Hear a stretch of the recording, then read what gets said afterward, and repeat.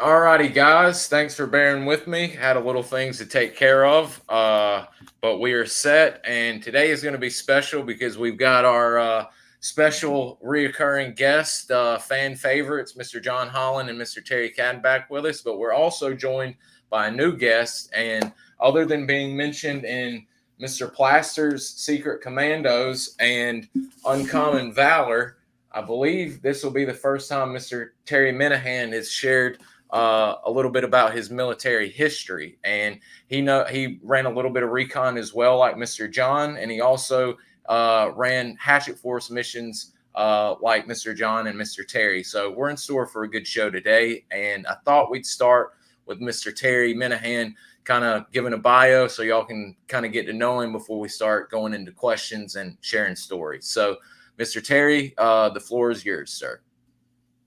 Well, thank you. Good morning. I guess maybe it's afternoon now for most of you.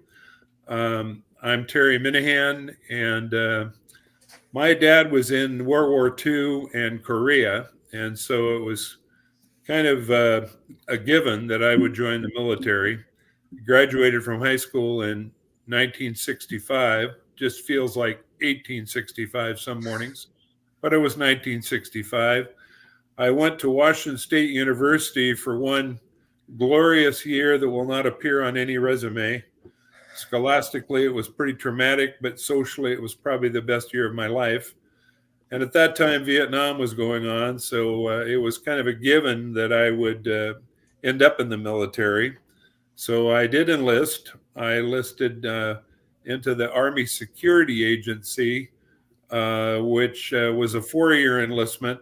And they're a bunch of guys that get on the radio and listen to other countries' transmissions. Not sure why I signed up for that, but I did. Went to basic training at Fort Ord, and right out of basic training, I was assigned to Presidio Monterey for a 37-week course in Korean. So evidently I was going to listen to Korean on the radio with the ASA, and that didn't seem like too exciting an assignment. So I applied and was accepted to officer candidate school at Fort Benning, Georgia. And I arrived there and with my class went through that training. But one evening when we were allowed to get off on our own to the officer club and to other places, I ran into a bit of a, let's say, physical and verbal disagreement with a few guys involving a tactical officer. And I left OCS as a Spec 4 E4. Some guys went to the dispensary, and I ended up in jump school in Fort Benning, Georgia. So that was my, sorry, Major Holland there. I no disrespect intended, but that was my history. Went to jump school, applied for, and was accepted into Special Forces. Went to Fort Bragg, went through Phase 1. And as I recall, at the end of Phase 1, we were asked to request additional training, whether it was in weapons or commo or engineers, demo or medics. And I thought that if I was going to Vietnam anyway, light and heavy weapons would be a good thing. So I signed up for that. Although in retrospect, I kind of wish I'd done the medic thing. But anyway, light and heavy weapons, went through that training. And at the time, I think John and I met for the first time in Vietnamese language school. It was a 13-week course they had there at Bragg. I was assigned out of training. I was assigned to the 3rd Special Forces Group, and I was in the operations area there. But came down on orders for Vietnam, May of 1969. And as everyone probably knows, all Special Forces qualified men were assigned to the 5th Special Forces Group in Nha Trang. And we went in there. That was an interesting experience. I heard that some guys went to some sort of a an acclamation as they arrived in country. I did not. I was assigned. Actually, I was asked if I had a preference. I had heard about command and control, CNC. I don't think I'd heard of MACV-SOG at that time, but I thought that sounds pretty challenging. And they had openings at Khartoum there at CNC Central. So that's where I was assigned. And I arrived all green and ready to go. And I was assigned to the Recon team, Arizona. Being a big guy and a new guy, of course, they gave me the privilege of carrying the radio, which was a Prick 25 with extra batteries. Seems like at the time we were using one-time pads to send and receive our messages. Later on, they gave me another piece of equipment to carry that was attached to the Prick 25, and it was some sort of a big coding box, and we had a big rectangular coder that we stuffed in the top of that every day to change the codes. The great part of that was you had to carry an extra battery. So not only were you carrying the Prick 25 with an extra battery, then the encoding device with an extra battery, and it was just wonderful. So anyway, did some ops with RT Arizona. I've got a German Shepherd. You know who I'm talking to here. And unfortunately, I snored. And so it just wasn't going to work. Oh, boy. We know somebody else that snored, too. Yeah, that's me on the right without any clothes on. So, I was assigned to a company, Hatchet Force, and was a squad leader, I guess you'd say, there with Indig guys, and did ops there.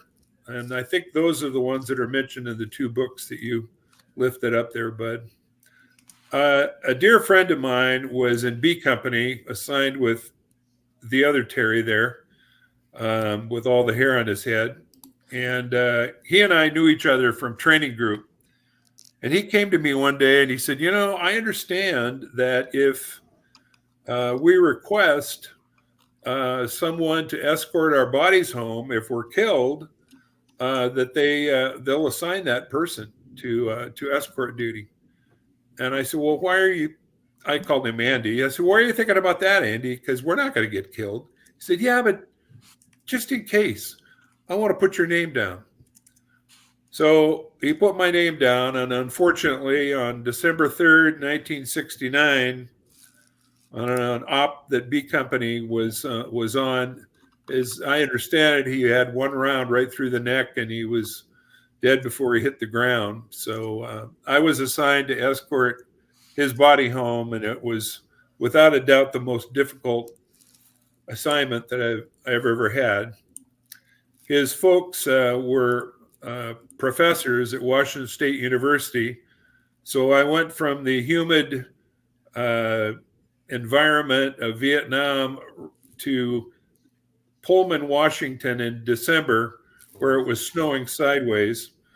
And we put Wayne to rest there in the Pullman Cemetery. It was over Christmas by the time that assignment was done. So they, that's Wayne right there on the left. So there were not any transport back to Vietnam. So I had to wait till after the first of the year, came back to Khartoum, and they determined that I typed faster than other guys there. So they stuffed me in a bunker underneath the headquarters building, sending teletypes. And I was in the commo section until April of 1970 when they sent me home. So that's my experience, a little bit of recon, a little bit of Hatchet Force, and the escort duty, and then commo, and here I am. I came home, met this gorgeous woman. Of course, I'd been in the jungle for a while, so just about everybody looked pretty good, but she is gorgeous. And now we've been married 53 years and have 3 kids. And wow. When I came back, I went to work for the FBI and inevitably became a police officer, got hurt, banking. So here I am, 50 some years later. Wow. You know, it's funny because all 3 of us came home in April of 70. Weren't they didn't they call that the Vietnamization of the war? Yes. The Vietnamese Special Forces, I chuckle, were taking over all the assignments, and so they were downsizing. Oh, there look at go, that! Mary Jo. Look at that! Yeah. So Mary Jo was like mentioning you're about that 12 years old. picture. Well, I was 3 sheets to the wind, and I had my shirt unbuttoned, and they were trying to take a picture of the war, the war medal on my chest, the round that said war. So they got one of the stewardesses to sit down next to me, and the guy on the other side of me, he was passed out. And, it is what it is. I've got one of those too, Terry, those war medals. Mine got stolen some years ago when my house got burglarized. But I remember one of the guys, the guys were always going to Bangkok and bringing this stuff back. And there was 2 jewelry stores in Bangkok that were making those. And the one I had was supposedly 22 karat gold, and the chain was 18 karat. And it cost me $25. Today that thing would be worth, God, probably a couple of grand. Oh, people are paying. I've got a knockoff one in my room hanging up. I wish I had, but the ones like y'all had, either the cutout or the full one or the B-52 one, people are paying thousands of dollars for them. Thousands. And that's not even with y'all's gold chains on it. This is just with a dog tag chain in the medallion. My God. Yeah. Yeah. I've got a photo I'm going to show y'all that I've got. Go ahead, sir. I'm sorry. I was just going to say, man, did you take an R&R? Did you go anywhere for an R&R? I took an R&R to Taipei. Taipei. Oh. Yeah. Where'd you go, man? Gold. I went to Hong Kong. Nice. And when word got around that there was a guy named Ginsberg who was there too. I think he was in common. Tall, thin guy with very bald. And word got around that we were going to Hong Kong. So starting with Colonel Leitz, remember him, our DCO, and a bunch of other guys, they gave me more money, cash, to buy Rolex watches, decks, and I had thousands of dollars in my pocket. When I got to Hong Kong, and I bought everybody what they wanted because I had a big list. I had money in my own pocket because I'd gotten lucky at a blackjack game at the club. I won like $1,500, believe it or not. Whoa! Yeah, when I got to Hong Kong, after buying all that stuff, I never bought myself a Rolex. Can you imagine that? You could buy a day-date perpetual oyster in like 17 or 18 karat gold for like $550. Yeah, $500. I bought a tape deck and I drank the rest. I found myself a girl to stay with me for the week. Just don't. I wasn't even 21 yet. I acted like a 20-year-old guy who had just escaped from Vietnam and had to go back, and that's how I acted. Yeah. I never bought a damn watch and didn't buy any gold chains. I bought some suits that I never wore because they were out of style. As soon as I got back to the States, nobody was wearing a suit in 1970 when you were 21. So I mean, what a waste. But you said gold, and that always comes back to me how I never bought the damn watch. But, I never bought one either. I had the star sapphire rings. I had a gold one and a silver one. But I bought what turned out to be a big mistake. I bought a Omega Speedmaster Professional Mark II, which spent more time being repaired than it did on my wrist. And thank God it finally got stolen, and I got insurance money for it. But when I arrived, they actually issued me supply issued me a Seiko watch with a Yep. kind of a rubbery, like black band. Yep. And so, yeah, that's the only watch I ever had also. Even those authentic Seikos now are worth an absolute fortune. If an SF man or a SOG man's name attached to it, people will pay astronomical amounts of money for even the Seikos. I bought a Seiko there it is. next that was There it so. is. Wow. Oh, I there had you replaced go. the band a long time ago, but that's my Seiko. Mine, Nice. I got one of the ones that was self-winding Mhm. because I didn't want to end up being out in the woods and the battery dies or something. So, and God, they were cheap back then, like, I don't know, 15 or 20 bucks. Everything was cheap back then, Oh, Terry. yeah. To this day, I have one of my reel-to-reel tape recorders that I bought at the PX down in Saigon, the Cholon. Probably a Yeah. teak. It's Yeah. well, I had a teak and it got stolen, but I have it's an Akai 1800 XD. It had reel to reel, and then on the side it had 8-track, and you could record from reel to reel to 8-track or vice versa. And every time I'd like go to Saigon or go through Fifth Group on stand down, you could go in and record. They had 1 million albums, and you could record music onto reel-to-reel tapes. And I've taken all my reel-to-reel tapes and converted them to CDs. And so when I'm out in my workshop working on a saddle or something, I've got 200 CDs that are playing, continually, and it's all the late, the 60s and early 70s stuff. Speaking of the club, John, as I remember, wasn't a mixed drink cheaper than a beer? Seems like mixed drinks were 25 cents. Yep.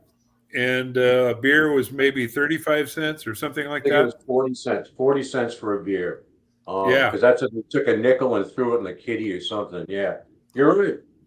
Yeah. I was a beer drinker in those days. I didn't drink hardly, but a lot of guys did, and we saw some pretty interesting things in that club at like 10:30, 11 o'clock at night. Some of I'm not even going to go into some of the stuff that I used to see, but some of those guys were pretty raunchy. Remember, I had that fridge in the room, John? Yes. And I had to bribe the guy at the PX to, he's like, well, it's first come, first serve. And it's like, I'd really like to have a fridge. And that $120 fridge cost me $200, but I got a fridge. That was worth it. Got to do what you got to do. Oh, it was worth every penny of it, Mr. Terry, Daniel was curious. So that's one of our first questions up. All of you guys' code names or nicknames. Did you have a code name while you were in SOG? Well, they were assigned to a code name. Everybody that was in a Recon team or Hatchet force was assigned a code name. Everybody called me Minnie because Minihan's my last name, and evidently it's too long. So everybody just called me Minnie. My code name going in was Animal. Oh. And sometime later, I can't remember when, this major was assigned there at the FOB. I can't remember his name, but he was balder than a cue ball, so everybody called him Finny Hair behind his back. And he wanted the name Animal. So they gave him the name because he had the rank. Again, John, no offense to majors, but I didn't particularly care for that guy. Anyway, he took Animal, and so they gave me the code name after Wayne was killed of Avenger. And I was a little bit crazy after Wayne was killed, and so that seemed like an appropriate code name. So it was Animal for a while, and then Avenger. Wow. That was Leeds. He was promoted to lieutenant. Oh, yeah. He became RSO or DCO, I forget which. I didn't like him either. In fact, I ran into him at Fort Devens when I was in the 10th group. There's some sparks flew because he knew I didn't like him. I knew some stuff about him. Like when I went to Hong Kong, who do you think I bought 10 Rolex watches for? 10. Whoa. Yeah. Okay. Whoa. Oh yeah. He gave me the biggest wad of cash I'd seen in my entire life up until that time. But He yeah. liked to play poker in the club. Hey, as a matter of fact, that got him into trouble with Greg Glasshauser. He wasn't Wolfgang liking it, with the and cigarette. Yeah. no, it was he burned. I've got a recreation of Little Joe Morris and him playing around where he's burning him. And when I heard that story, I was like, that officially seals it. Greg Glasshauser was a madman. Well, he was crazy. You know, Yep. I went to the field with Glasshauser a number of times, and he was crazy. He But sounded like Lee- he could get the work. He sounded like he could get the job done though. Yeah, even well. with all this craziness going on. Sure. It Sure. seems to me that in that club, John mentioned that crazy things went on in that club, and some of them are inappropriate to really discuss. But it seems to me that there was a dog on the compound, Oh yeah. and one of the team guys took a special liking to that dog, and it was yeah. I'll just leave it at that. That was Buckwheat. Remember Buckwheat? That was a Was guy that with the name of the dog? His Yeah. name was, I think that was his code name. I don't even remember his real name. I remember. Buckwheat. I'm trying to think of who that was. Wow, that's. Speaking of dogs, I got to close the door. My dog is barking. I just had to close mine as well. The pit bull was wanting to get in here and socialize. Thank God my German Shepherd is sound asleep. Well, the thunder is starting to crackle Oh. here, so we can't. I can't be that lucky. Every dog we've got and cats are afraid of the thunder. So You're having more bad weather than we are up here.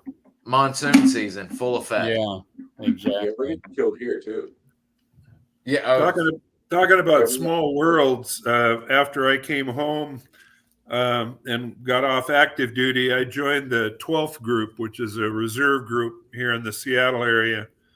And one of the guys that I met was a guy named John Pageant. Yeah, Doc Pageant. Doc Pageant. Yeah, come to find out, he's pretty active in one of the associations. I got back in touch with him. It was really a great thing to do. I guess he's living down in Texas, living the good life. So Yes, sir. it was fun meeting him again. He's working on his memoir right now. Is he? Yeah. Yes, sir. Yes, sir. Well, he was trained medic, and then he became a physician's assistant, as I remember. Yeah, his wife, he and his wife had a Vietnamese restaurant here in the Seattle area for a while. His wife is a hell of a lady. She actually got in a few gun battles with Doc before he went over to Khartoum when he was with the Mike Force. Crazy stuff. Really? Oh yes, sir. She's a hardcore lady. All right. Hey. Oh, here's one by a new viewer. Since we've got all of you guys, this comes up a lot. What did you guys think of other recon, both battalion LRPs or Marine Force recon or battalion recon, or the 101st recon elements? What did y'all think about their skills and their abilities? And I didn't know anything about them. I mean, we were Neither. busy enough doing what we were doing. I never thought of it. Never.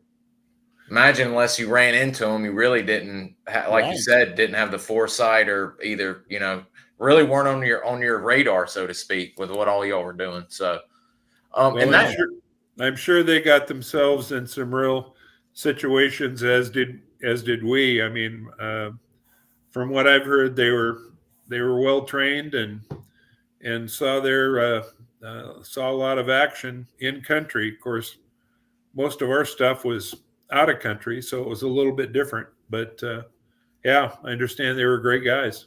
it's surprising to see there's some new pictures and some stats coming out about the shall we say conventional units that went through MACV Recondo. Of course, they couldn't go to Long Time, but showing how Recondo helped not only the SF guys, but the conventional, the 101st, the 173rd LRP units, the K and F Company Rangers and all of that. And something that comes up all of the time about 1-0 school. Those of y'all that may have experience or just general with SOG, we hear about the Aussies being in long time at the 1-0 school. Did any of you guys come in contact with some Aussies while in country? Nope. Well, I went down to Longtan to 1-0 school, and the Aussies, I think it was Aussie SAS, had a helicopter unit down there, and for our training missions, they put us on these Aussie Hueys, and those guys were wild and crazy guys. I mean, I thought that our helicopter pilots came in low and fast. These guys were, I mean, it was like a pinball machine dodging trees as they came into an LZ, and it was really, really something. Those guys had great big huevos. What I always like, especially for the new people that are getting into SOG and everything, and 1-0 school is almost mythical for Recon people and the fans that listen. But those that are new getting in, they just think it's a course where they're teaching y'all and all of that. But to actually pass the class, you've got to go on a actual live fire mission in an enemy AO. That's always been pretty interesting. I've got some photos from guys in the field during their live fire, and some of them actually got into some pretty big scrape ups for the graduation. Yeah, the one that I went on, we made brief contact with somebody.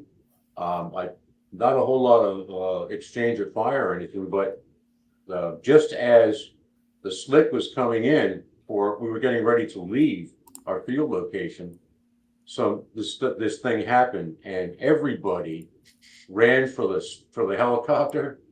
Like 12 or 15 guys are all hanging on to this thing, and the pilot actually tried to lift the thing off, and it wouldn't go. It would not go. And so the crew chief was yelling at us, "Let go! Some of you guys have to let go." Nobody wanted to let go. And then the action stopped. Do you guys remember Neil Cody, Captain Cody? Oh, Neil went to 1-0 school with me. He was on that. He was on that thing with me. I'll never forget that. The damn thing would not. He could get it like 3-4 feet off the ground, and it would back down. And there was so many people hanging on to it. So, jeez, there's a long time right there. Captain Neil Cody, what a character. Mr. Minnie, you were talking about your final exercise. Did you have something on yours? No, I actually I got some sort of a fever. Ooh. And on that exercise, my temperature went wild, and so I was evac'd on a string off of that mission back to the hospital, and that was the only time I came out on a rope, and that was quite an experience as well. Once was enough. Yeah. Yeah. Yeah, you get up a couple thousand feet off the ground, and you begin to wonder how strong that rope really is, and especially if somebody's shooting at you, you think that that one round could hit that rope and down you came. In fact, as I remember, I was off Arizona when this happened, but Mike, oh shoot, what's the last name? You just said it, Wilson. Mike Wilson, as I remember, was coming out on a string, and the helicopter didn't gain enough altitude, and he was dragged through the trees and actually fell and was medevaced off somewhere, and then came back, joined Arizona again. He was a pretty wild and crazy guy. He'd done a stint in the Marine Corps before he joined the Army. Interesting guy. He's the one sitting next to me on the concrete slab there outside some of our hooches. He also ended up. We recently had Mike on for 2 episodes, and he, as well as I finally realized he was with the Marine Corps before, but ended up going to Rhodesia and joining the Salute Scouts. Yeah, he was Quite the guy. Quite the guy. Yeah. There's another long time photo of some of Sherman Miller, Pete Nimzio, Bob the Baron, Mike, Bill Danos, Yeah, Danos. and Sandy Sandell. Good man. Heard a lot about him here, even though he's passed away. Good guy. Everyone loves those long time photos. It's especially when all the teams are gathered for their either post graduation photo or what have you. We're talking about helicopters. Have you guys ever discussed your Kingbee experiences? Oh, yes. Oh, yes. Covered with hydraulic fluid. Those were some interesting rides. Especially when they go up and flip over and shoot down onto the LZ, and you think you're going to go head first into the LZ. Yeah. Yeah. You think some of those pilots we had, American pilots, were nuts. The Vietnamese pilots were absolutely nuts. Remember Dai Huy Phuc? There were a couple of others. Cowboy, they used to call Cowboy, him. yeah. He was absolutely insane. Absolutely insane. But because I remember too, Kingbees could take a tremendous amount of damage. And those pilots would sometimes come into a tight LZ with those blades spinning, and they purposely whack foliage so they could land, pick up a team. That's how committed to the mission that those guys were. Unbelievable. I believe Captain On one afternoon, I'm trying like Hades to get him on to come talk to us, but he counted 46 holes when he got the Kingbee back to Cam Duck, and everyone was surprised they got the bird home. There's Cowboy and I think Mustachio right here in this photo. There's Larry Thorne before sadly they went missing. But two of the best right there to ever do it. Historic, man. Well, those Kingbees had wheels, and as I remember when they were heavily loaded, especially coming out of that flight zone there over Dak To, where we launch out of Dak To, they'd run down the runway on their wheels to gain enough forward momentum to get up off the ground, and those were some pretty interesting rides. Holy cow. The Vietnamese gunners would hunt on the way back with those A6 30 caliber machine guns that they used to have standing on the pedestal. They'd hunt for deer or tigers every now and then. Remember the tiger? Harry, you guys remember the tiger? I guess I'll tell the story about the yard camp then. So in March of '69, we had lost a lot of guys, and we were rebuilding the Hatchet force. So we decided to throw a big party. Bud, you've got the pictures. Throw a big party for the yards just to show them how much we appreciated them, and all that. So one of the Kingbees, and one of our guys went with them, and I won't name names, but they flew over the estate of the president of South Vietnam. And that 30 caliber machine gunner took out this big animal called a gore. It's kind of like a water buffalo. And they dropped down, harnessed him up, lifted up, and brought it back to camp. And then the yards processed it. And that was our food for this party that we had. And, then we find out where they got it from. And it's like, oh, God, we're all going to go to jail. Of course, that never happened. But, and those Kingbee pilots, I mean, some of the Recon guys, they would let them, when they'd come back from Dak To in the evening, they'd let them fly the chopper. And in fact, one of the guys he tried to do that flip over on the side thing to land, and he almost wrecked the chopper, and Colonel App found out about it. And that was the end of the flying lessons on the Kingbees. Well, Terry, why don't you tell the stories about the initiation into the Montagnard tribes with the rice wine passing around the rice wine before you got your bronze or brass. Oh my God. So I guess my situation was a little bit different because I had a Montagnard girlfriend. Well, there's Look John. at that guy. Look at that guy in the Yeah. middle A grinning. big smile. Where the hell did you find that? Oh my God. I took it. It was one of my pictures. You got a lot of hair. Yeah. Yeah, I did. I was still do. always It's great, envious of Jerry. It's great. mustache. Yeah. Mostly gray now. Yeah. No mustache either. Yep. Well, at least it's hair. Yeah. We were having fun that day.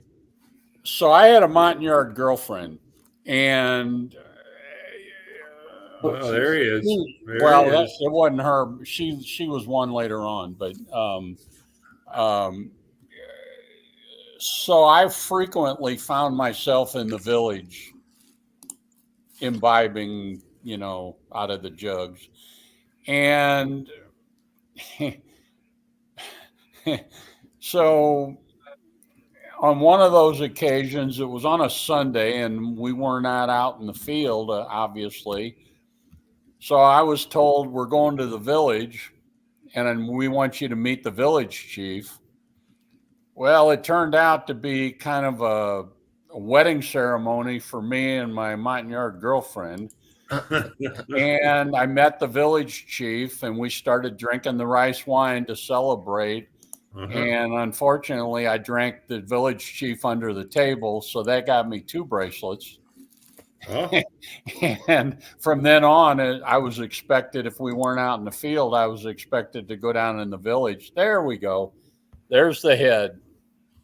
So that's called a gore, which, like I said, it's kind of like a water buffalo. His tongue is hanging out.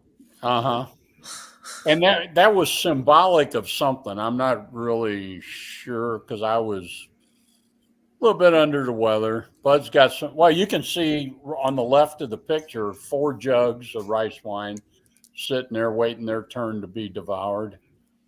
And so they would put a stick across the neck of the jar, and then stick hanging down, and you were expected to drink down to the bottom of that stick. Right. Which probably, I don't know, Minnie, what do you think? Probably the equivalent of a couple of beers or more. Well, it was more than that. As I remember, I had the worst headache of my entire life after imbibing in some of that. Who knows what was in that jug? Yeah. We probably had at this party here, we probably had somewhere between 10 and 15 jugs. Because, I mean, you got a whole company of yards plus the Americans. So you got 100 and some people, not even counting the, And these pictures, Bud knows the story. I think John knows. Being a classified compound, it was totally unexpected, but the Colonel App was brand new, and he shows up at this party with these 2 photographers, and one had like a movie camera and one had a big whatever millimeter camera. And they took some pictures, and about a week later, I got these big blown up like 8x12, 8x10s, whatever they were, black and whites. And about, let's see, we were still at the old house. So it's probably about 16, 17 years ago, I was watching the History Channel, and when it was still history. And they had a special all week long. Each night it was elite forces of different countries. So this one night it was elite forces of America, and it was about SOG. And about 20 minutes into it, I yelled for my wife, and she didn't get in there in time, but there was actually the video footage from that party. And there I am in the middle of the video, 3 sheets to the wind, sucking down that rice wine. And so about 20 minutes later, they showed another shot of the same thing, drinking the rice wine. And the point of it, they were trying to explain, was we played hard, we partied hard, but we worked hard, and whatever. So that was actually on the History Channel. And let's see. Oh, questions about auto rotation. Okay. So in February, you guys know Hotel 9. You know what's going on there. If you go to Hotel 9, you're going to get shot out. It's a question of how fast. So we were coming out of Hotel 9, and in a Huey, unlike in the Kingbees, in a Huey, you're sitting on that hard metal floor of the Huey, your legs hanging over the side so you could shoot. And we got all these bad guys running around down on the ground. And all of a sudden, we're probably at about 3,000 feet, I guess. And all of a sudden, we see all these puffs of black smoke, and the door gunner leans over to me and says, anti-aircraft. And all of a sudden, you hear the klaxon horn, that beep, beep, beep. That means you lost your engine and you're going in.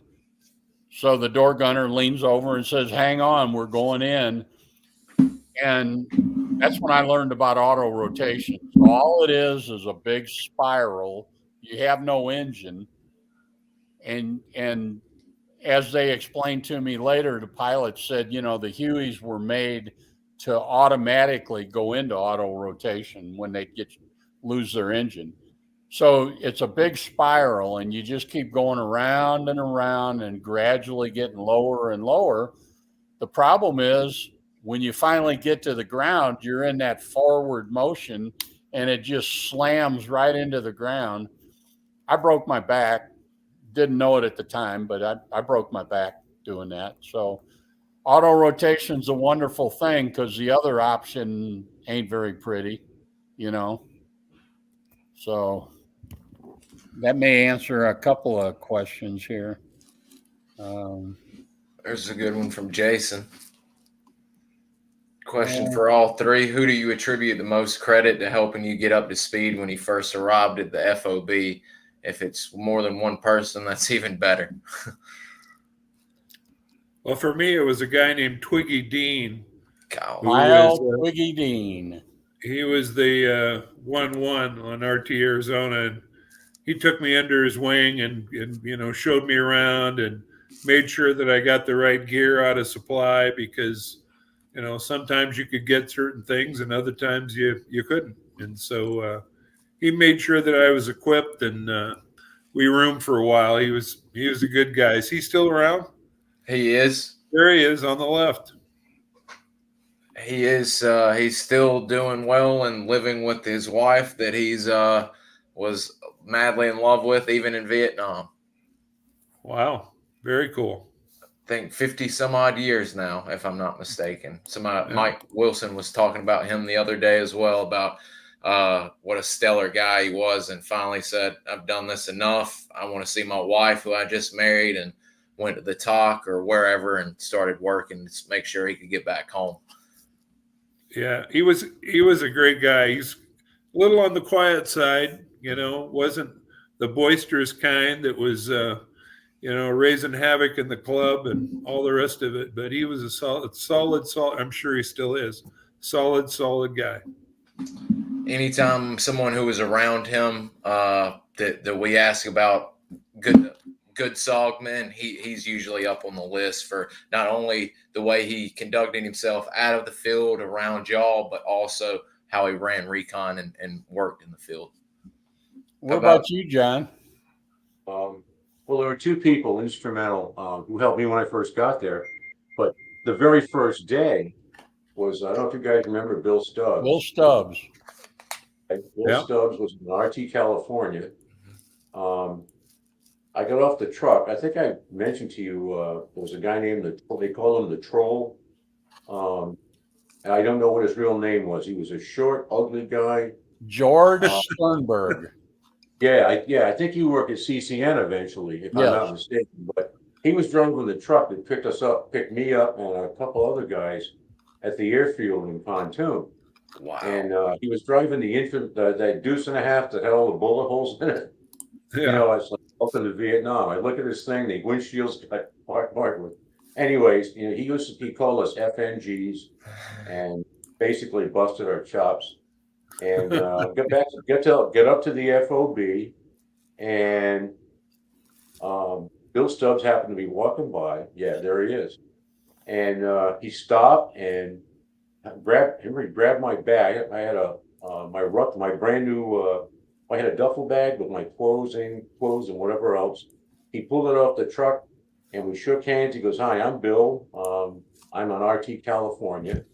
I had no idea what RT, and I didn't even know what that meant at that point, because I don't know how it was for you guys, but I did not go to Vietnam to be part of CNC or SOG, or I wanted to be on an A team. I had no idea what any of that meant and what RT was, but he was he welcomed. He was the first person to welcome me to FOB2. We had lunch, I think, together.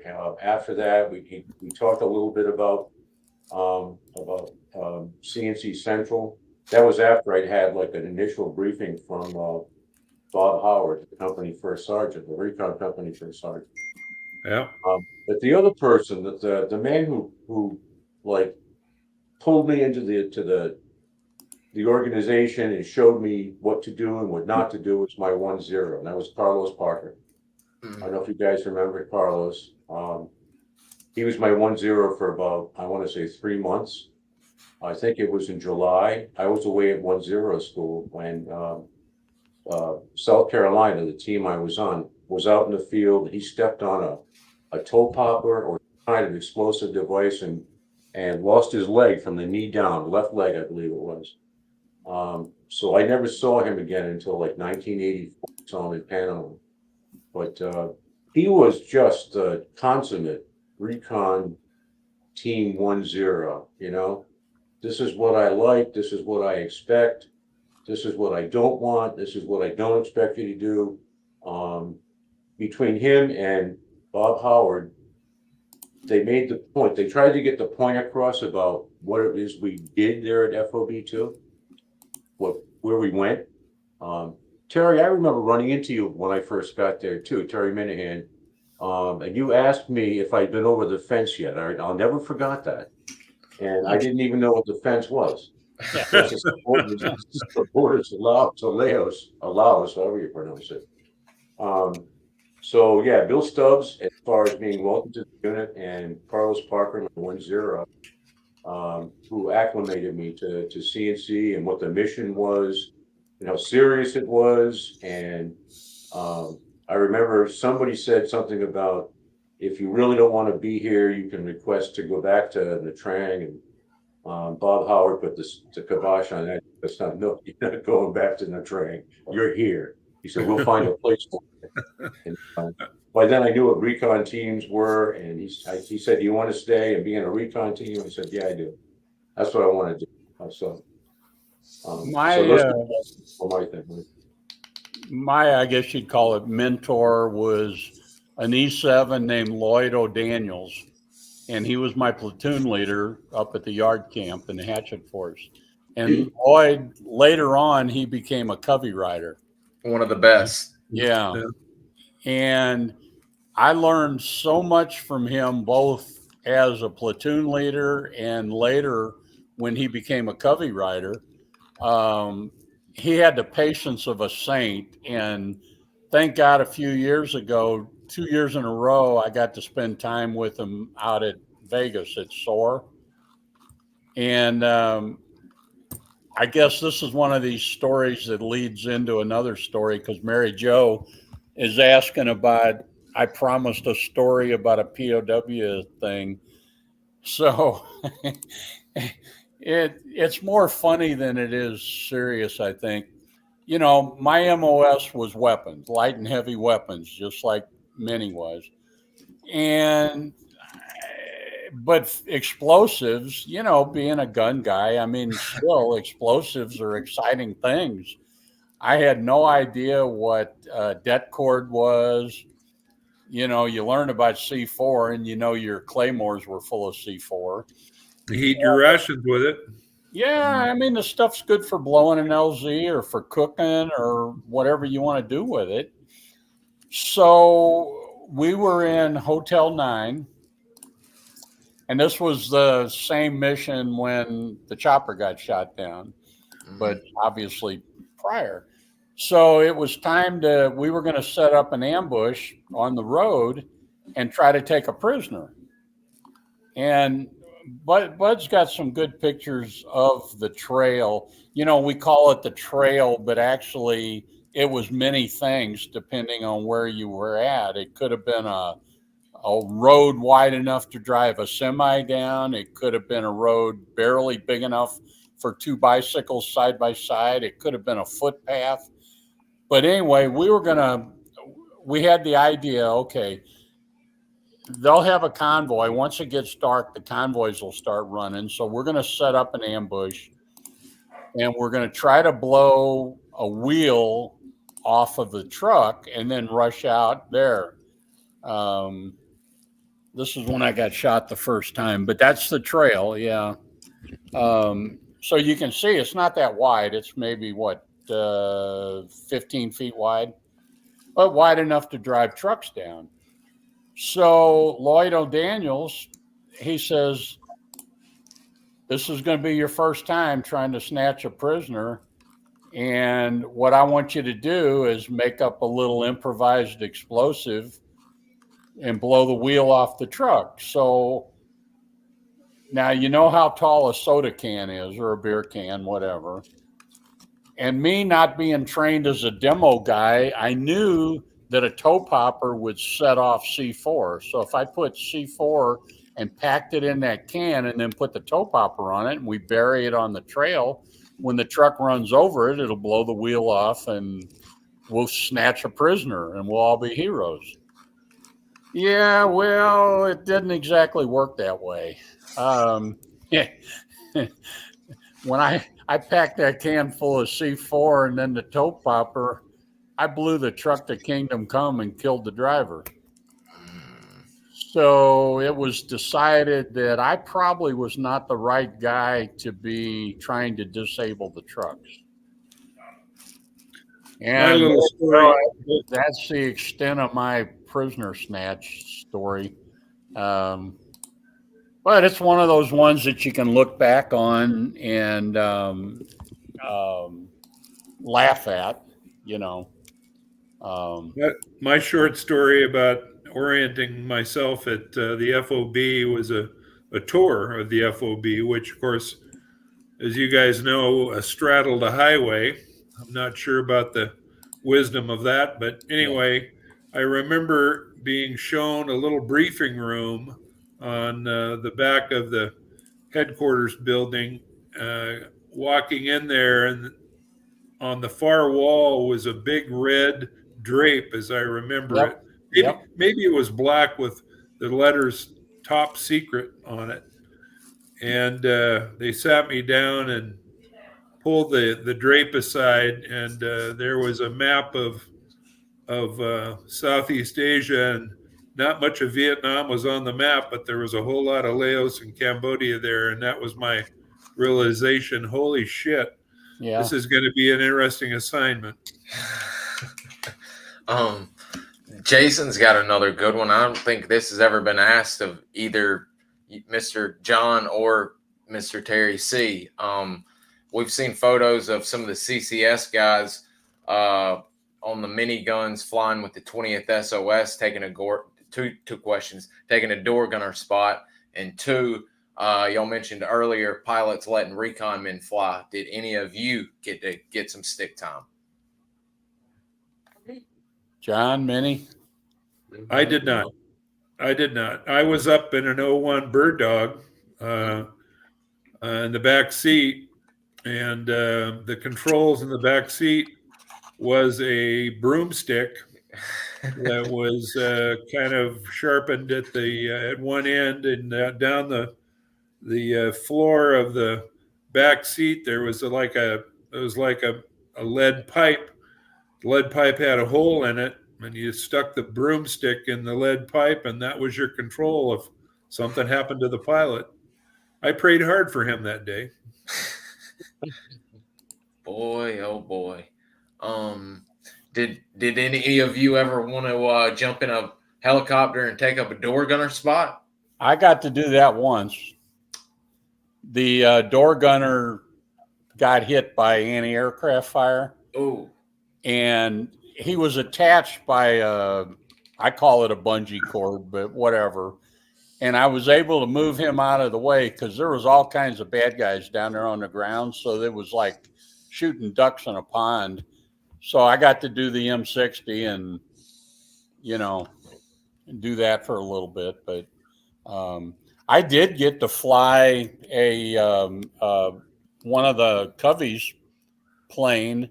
When I got shot the first time and they sent me to Japan for a month, when I came back, they tried to reassign me to some leg unit somewhere. And it's like, no, that ain't happening.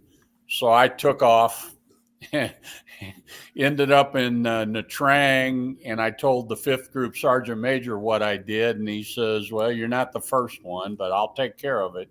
So he got new orders cut, and all that stuff. And then I managed to get for some reason that day, they didn't have a plane going to Khartoum, but they had one going to Pleiku. So I got to Pleiku, and I went over to where our Covey pilots hang out, and I hooked up with one of them, and he took me to the officers club that night for dinner, and we had steak and lobster and all that. And I'm like, holy cow. First time I'd ever had lobster. And so he fixed me up with a room for that night. And in the morning, we flew up to Khartoum. And I get my designations mixed up, but it was the plane that had the propeller in the front and the one in the back. The OV-10? OV-10. So, it wasn't that far from Pleiku to Khartoum, but as soon as we got off the ground and got over being right there over Pleiku, he's like, you want to take a spin? And I was like, what do you mean? And he says, well, you want to fly this thing? He said, it's really pretty easy. So he kind of gave me some real quick instructions and whatever. And I got to fly it for a couple of minutes, and then I got kind of nervous because it's like, I don't want to wreck the plane, But it was fun. I just messed that up. It is not the OV-10. That's the souped up Bronco. What is the name, guys? Is it the I've got a picture of it right here, and I, for the life of me, can't. Someone help me out here. Something Skymaster? It is. It's the push-pull. It's not the O. Is it the O2? I think it is O2. Maybe. Okay, because they're unfortunately I can't pull it up, but there's the push-pull right there. I think it is. I think it's the O2 Skymaster. Yeah. So that was my experience. Boy, I bet that was kind of strange getting to fly that thing. Yep. Well, O2. Excellent. My dad was in B-24s over Europe in World War II. And in high school, this YMCA group I belonged to, our advisors were all students at Washington University in St. Louis, and they all had their own private planes. And so my brother and me and another guy got to go up in a Cessna 172 and fly. And I had the distinction of flying between the legs of the Gateway Arch before they made it illegal. God, they hadn't put the top crown on it yet. It was just the legs going straight up. So I had flown just briefly then, and it was fun, but when it's something you're really not accustomed to doing and trained to do, it's like, go ahead and fly it. I'll just, I'll be your passenger. Any interesting House 22 stories that are able to be shared? I don't know that we want to tell them. Fair enough on that. Fair Yeah, enough. there's lots of stories. Oh yeah, I'm sure there are. You've heard them, bud. Yeah. Let's just say that if you went to House 22 down in Saigon, you were well taken care of in every way imaginable. I was about to say in every aspect Yes. you can imagine. Yes. Let's see. There was one right here that's talking about your ambush. How'd that? James was curious. Looking back, do you think a line of toe poppers could have taken off the tires and done the job? I don't think it would have even taken a line of them. I think maybe 2 or 3 of them placed right next to each other, because, and I say that because I'm thinking the damage that one does. One of my buddies at the yard camp, Jack Young, while I was in Japan in the hospital, he was up at Leghorn, and he went down by the landing pad and he got off of where he should have been, and he stepped on one. It blew his foot off. So if you want to blow you could have, it could blow the tire, but just to play it safe, maybe 2 or 3 of them would have been more than enough to do the job. But I was no longer allowed to be the blower upper guy. I mean, that's eerily similar to the Ashtray one with he wrote the book, guys. I'm blanking on all the SOG names. Ray Harris, Dan Sturr, and all of them went to the Naval Detachment in Da Nang and were working with the SEALs and blowing the front tires off. And I forgot what charge they ended up using, but they used some C4. I forgot what they shape charged it. Yeah.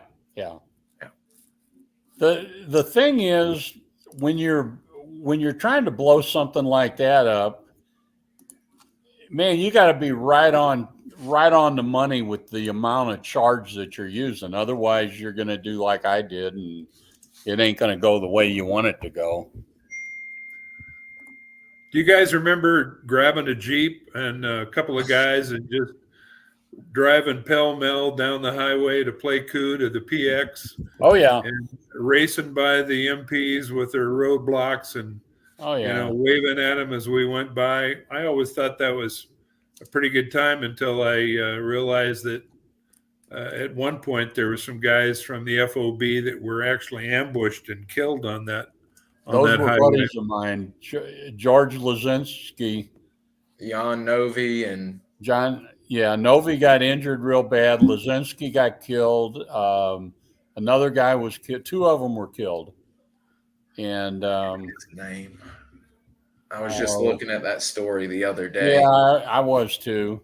I always thought the safe way to do it was to drive as fast as that Jeep would go down the highway, and hopefully, if there was somebody hiding in the bushes, you'd be by them before they realized it. This kind of leads into something somebody posted the other day, or maybe it was one of the earlier. Maybe John and I were on a couple of weeks ago. When we first got there, and it seems like everybody had a different experience. When I first got there, they issued us all M2 carbines. And when you left Nha Trang then to go to wherever you were going to go, you took it with you. Mm-hmm. And so I had this M2 carbine, and so I cut it down and made a pistol out of it.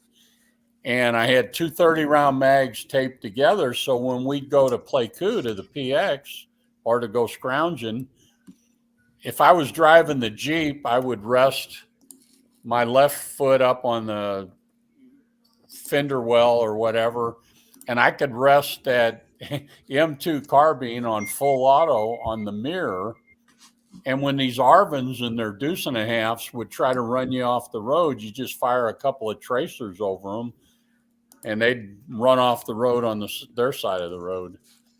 So yeah. But Ambush Alley is what we called that stretch of Highway 14 there, going to play coup.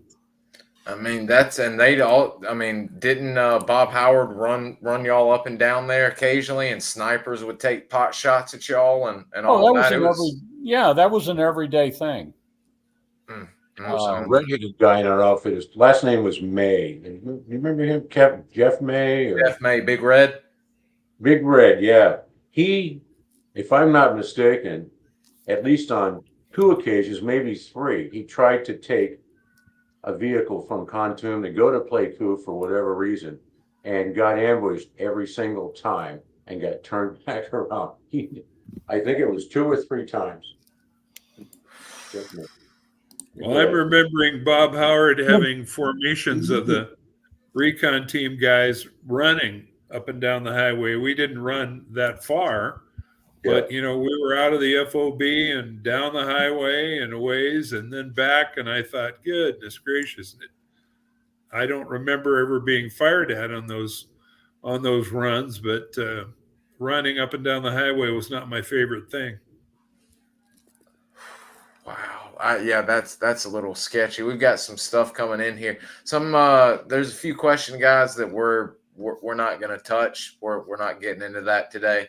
And those of y'all who know, you know who I'm talking about because it's asked several times. Not being mean, but they don't want to talk about that today, so we're not talking about it. How often, for all of you, pretty interesting question. How often did you have either fast movers for close air support, and do you have any memorable moments with the fast movers helping y'all out? Till 6, February 1970. Yeah. Fast movers, but the best, I think the best aircraft that I recall having in support of us, I was with B Company then at Hatchet Force, or the Sky Raiders, the A1Es. Yeah. And I still remember to this day a pair of those things, one low and one high. Mm-hmm. They come in, they fired their guns, they turned around and came back and dropped some napalm, fired their guns, came back around, and maybe it might have dropped some bombs, I don't know. But they were working out on the trail.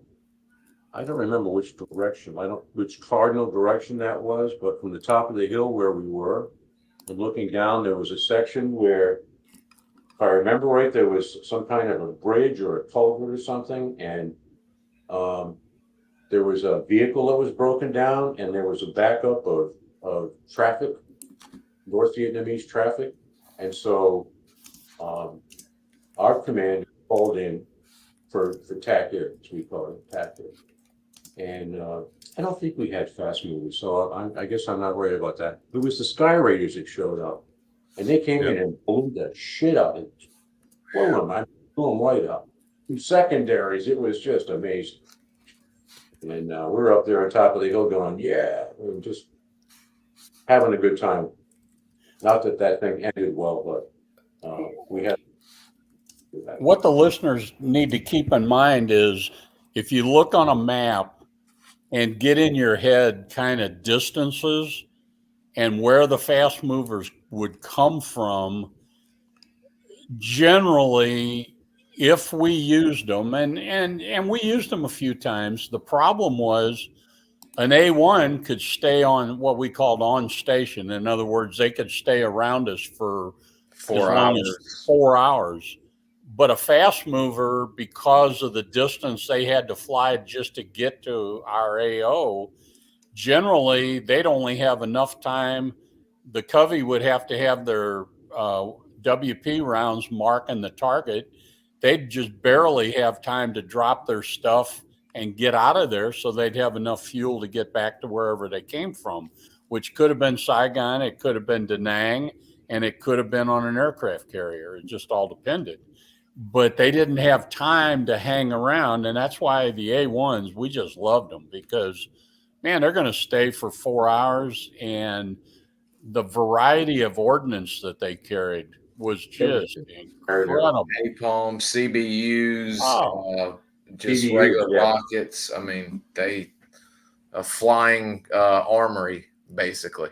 I think it was when they put CBU down on that road, and a couple of days later,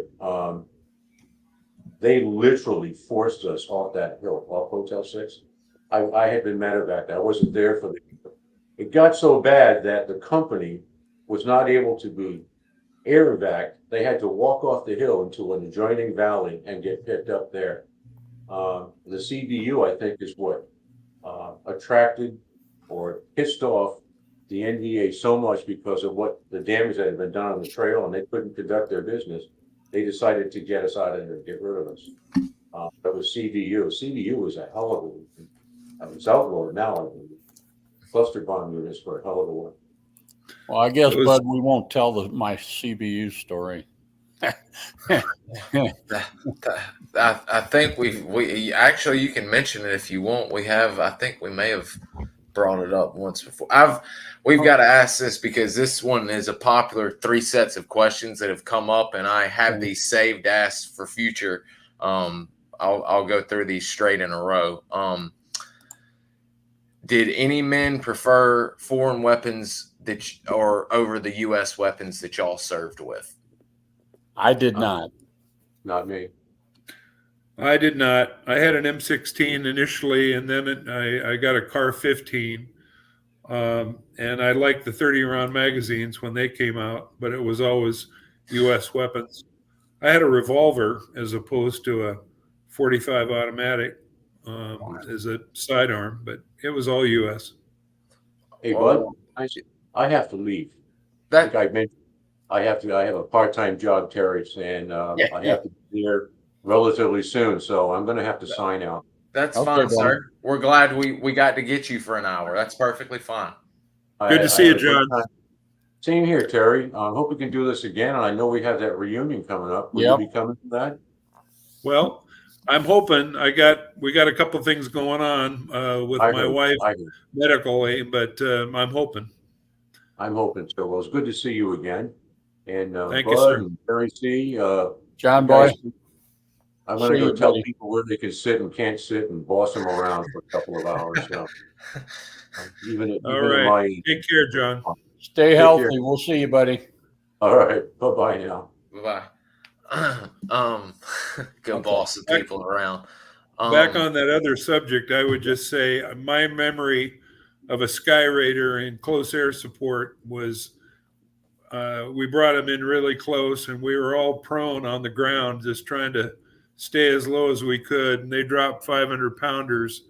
And those things lifted my whole body off the ground. It felt like a foot. I'm sure it was just a couple of inches, but boy, when those bombs hit, it was really something. Close air support. Have any of y'all known anyone that had experience with the famous gyrojet pistol, the rocket pistol? No. We were told that they were a piece of junk and they misfired more than they fired. I know one man other than Carl Toad Hamilton who used one in the field, and it was David Kirschbaum, RT Maine. And he said at the range, he was deadly as hell with it. But when he got it out in the field, it would shoot once or twice and would quit working. And he finally quit using it. Those are the only 2 men I've ever known. Franklin Miller took a photo with it, but I don't even think he carried it in the field. So you said you had like a series of 3 questions? We're hitting them right now. Yes, sir. And then there's some more down at the bottom. Some of the guys, we had Ed Walkoff on yesterday. His probably would have been interesting because he's got a damn near a library book of signals and stuff he goes through. But the guys are curious about what are some rudimentary hand signals that you guys may have used in the bush. Minnie? Yeah, that's just basic stuff. I mean, on the Recon teams, we practiced immediate action drills, so much that they just became kind of second nature. And as far as the Hatchet force is concerned, we were more in platoon size units or company size unit, and so it was just the basic stuff that you just showed us, Bud. That is absolute. Okay, here we go. That's great. I'm going to save those 3 questions, Mary Jo and Mr. Porter to ask. But as you see with the gyrojet, not many of the guys liked them. They were cool looking and maybe fun to shoot, but not. They'd get you killed in Laos. This one's interesting. James is wondering, looking back now, were there anything you do pocket wise or anything uniform alterations that you would have done that you did not do in Vietnam or Laos? Well, you see some pictures of guys, and I don't know about CCN or CCS, but pictures of guys wearing camo fatigues. I had some camo fatigues, but I just wore them around the FOB. Typically, we were in basic jungle fatigues. Sometimes guys would take, a little spray paint and, color them up a little bit. I saw some guys that wore like a sleeveless jacket over the top of their jungle fatigues that had extra pockets and things in them, like a vest. But I never did that. I just wore the basic jungle fatigues, a boonie hat, and carried my gear. The only thing I did was I took a BAR belt for ammo and attached it to my my web gear, and so I used a BAR belt as opposed to the typical ammo pouches. Mm-hmm. The BAR belt setup, it looks and not only looks good, but it carrying as many mags and ease getting into them. What was easier, the BAR belt or the canteen method, ease of use? Well, for me, it was a BAR belt. We always had some sort of a, like an engineer tape, a black tape on the end of the magazine to help you get it out of the pouch. But I use a BAR belt, not the ammo pouch. You used ammo pouches, right, Terry? Yes, Bud, you got a picture of my gear hanging on the wall. Let's see. A canteen cover would hold four magazines, and then on top of it, we'd put a grenade and then snap it shut. And most of us in Hatchet Force carried 400 rounds total. So you'd have 3 or 4 canteen covers with mags in them, and then a couple of bandoliers, which would be 100 rounds each in your rucksack. And you get in a firefight and you break contact, you take your empty mags and refill them from the bandoliers that are in your ruck if you got a chance. You didn't always get a chance, but well, I carried 800 to 1,000 rounds on the Recon team.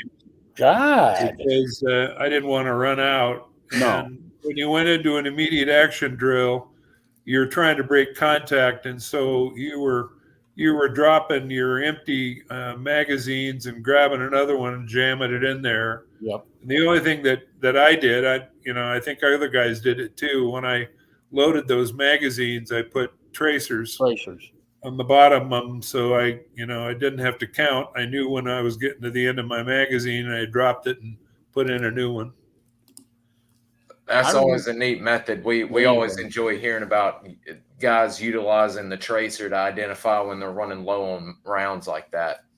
Well, when you're in the middle of a firefight, you don't have time to be sitting there counting, Mm-hmm. Okay, I fired 18 rounds or whatever. And if you put a tracer at round 18, when you see that tracer, you only got 2 rounds left, and you should be reaching for your next mag.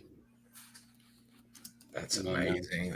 Did y'all, and guys, I'm about to hit the rest of y'all's questions, but while we're on it, did you guys, we noticed gloves were a big thing because the Car 15, it would get scalding. What did y'all have favorite set of gloves y'all wore, or what? No. Nope. Never wore gloves. Didn't wear socks either. Sometimes didn't wear underwear. Even on Recon, you didn't use gloves either. No, never did. Wow. Holy moly, that's pretty heavy duty there. Wow. Well, but other than the barrel, the front guard getting hot, the only other thing I could see with where gloves would really be useful would be if you were rappelling. But I mean, how often are you actually rappelling? You know, if you come out on a rope, you're not rappelling, you're hooking in. So, you know, gloves would be one more thing to just get in your way. It's more weight, even though they're light. So, Oh, good Lord, we have got a buku amount of. yeah, there's questions about our yards. We had them all at Khartoum. There were a few Chinese nungs, but you had almost every tribe of Montagnard. We had Rade, Jarai, Sedang, Banar, you know, pretty much all of them. And I think that's because we were more central in the highlands. And so, because like at Da Nang, you really didn't have Montagnards, you had the nungs. Down at CCS, they had a lot of Cambodians because they were right there on the Cambodian border. But at Khartoum, we had a little bit of everything. And here's a Chinese Nung gate guard at CCN right here. Yeah. That picture's been on Facebook every day this week. That is, that helmet would be worth an absolute fortune right now. Thank you, Mr. Ken Bird, for letting me share your photo of CCN. That helmet would be absolutely priceless. Dear man, A1s fly well. Yep, I love Terry C's story of Leghorn with his sniper. Terry M and John, did either of you get a chance to use a sniper rifle? I assume is what he means. Jason means. The only time I used it seems to me that either we were issued one when we went up to pull security on Leghorn, or there was one up there. But I remember using a sniper rifle when I was up on Leghorn, and that was an interesting place to fly into as well. Yeah, up on top of a hill, and you could see for miles, and I'm pretty sure whoever was looking for you could see you as well. Bud, can you pull up the picture of the ridge going where I shot the NVA captain? Let's see. So in December of '68, I was being punished because I had a girlfriend, and this lieutenant didn't like it. So instead of only having to go up there for 2 weeks, I got stuck up there for a whole month. And that's when the NVA decided to start hitting us on a regular basis. And the first round that hit the ammo bunker cut the coax cable for the radio. And I was able to find the little antenna and put it on and got some help. So when they came up the next day, they brought the sniper rifle. They came up to repair the antenna, and then they brought the sniper rifle. And that's not the right picture, but so going before that, I think the picture before this one. There's smoke. There you go. Okay. So where you see that smoke, just in front of the smoke, you see a single tree. Move your cursor, Bud. Left. I don't see your cursor. Go up towards the top of the picture by the smoke. Now go. I lost your cursor. Go right. Right there. Right. Okay, Looks you like see a that single telephone tree? Yeah. So they brought the sniper rifle, and I mean I grew up with guns, so I was a pretty good shot. And it was a Remington 700 BDL, which at the time was your standard sniper rifle. Right. And it had a 3 to 12 or 3 to 14 power scope on it. So I was playing with it. I wasn't really sure why they brought it, but I was playing with it, and I looked out that ridge at that, and behind that tree, there was an NVA captain and another guy, and the captain was watching us through binoculars, and that's the last thing he ever saw.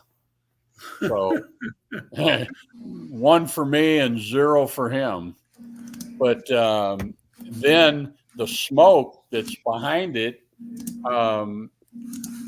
every time they'd pull a team out, a lot of times they'd have unexpended ordnance. And I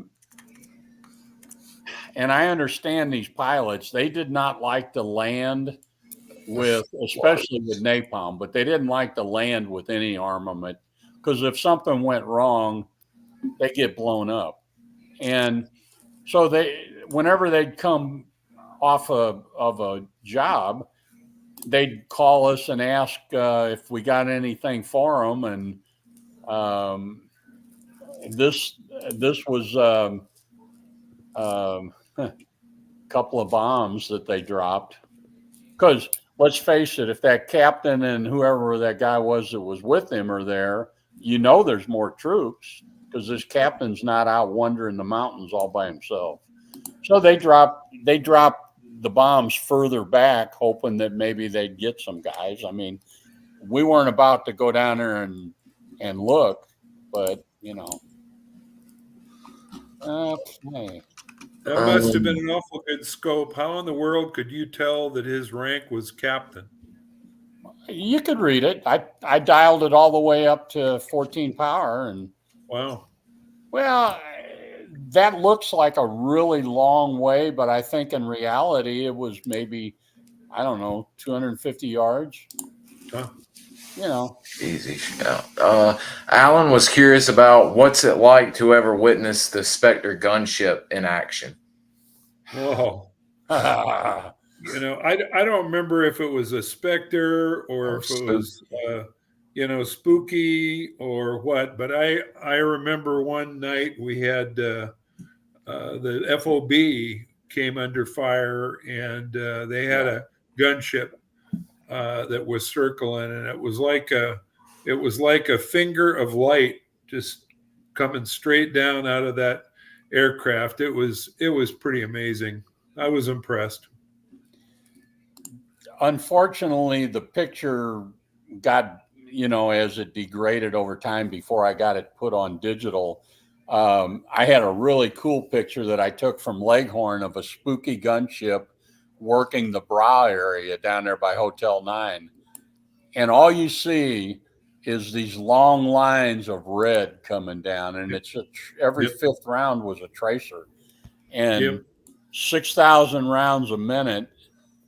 And, so all those tracers, every fifth round, it just looked like red lines coming down. It was incredible. Didn't one of those gunships had like a 105 mounted in it? Eventually, yeah. Yeah, that was later on. But, man, I can't imagine that thing, the recoil on that. Oh, yeah.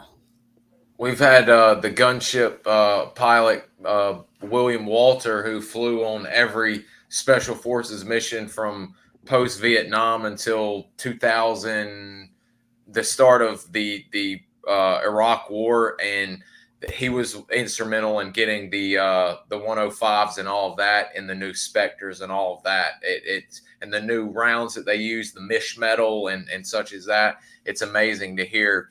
And he also put a Vietnam history book out, and it's amazing the stuff those guys were doing and experimenting with, even in y'all's day. When you look at a video of a 105 on the ground firing and you see how far it kicks back, I can't imagine a pilot trying to hold a plane steady while that thing's going off. Yeah.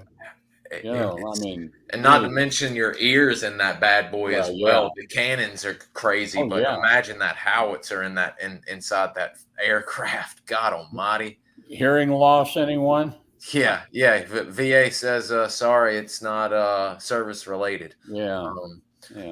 Captain talking about hurting your ears. I remember Wayne Anderson and I made a run to play coup, and on the way back, we stopped at that 4th Infantry Division fire base there where they had the 175s. Mary Lou. Yeah, and I was he was driving, and I was just kind of looking around, and I see all these guys standing by this 175 with their hands over their ears, and I'm thinking, oh man. And as I start to tell Wayne that they're about to fire, they fired. And poor old Wayne, I don't think he heard much for the next several hours after that. Oh yeah. That was something. Captain Sweet, who actually flew with the Pink Panthers and was just on, and we'll have him back on, said, in helicopter training, I could never figure out why we had to land on the Brazos River pinnacles. Then I saw Leghorn radio relay site. Yeah. I mean, it couldn't have been much more than a couple of pieces of PSP, on the ground. But man, when they landed, their tail rotor was out in the middle of space. It was really something. Yeah, there you go. Oof, every time I see photos of Leghorn, Hickory, and all of that, I'm just like, A, I can't imagine y'all being up there defending it, and then B, I can't imagine the pilots trying to resupply and dump y'all off there, getting up there. It was amazing in a thunderstorm too. Ooh. When you see that storm coming and you're sitting on that hilltop with that FM antenna way up in the air. Several lightning strikes. I've heard a few of guys getting hit by lightning. Yep. Interesting. 20-round mags. Thought you shortlisted the mags to 18s due to weak springs. Did y'all load 20 or keep it to 18?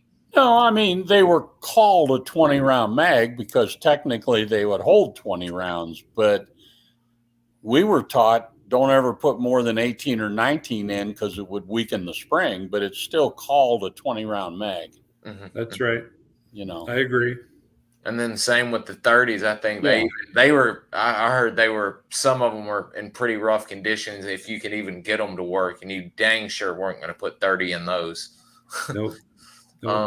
Jay's curious, have any of you ever melted the gas tube on your Car 15 shooting? No. That's an interesting question. That's cooking.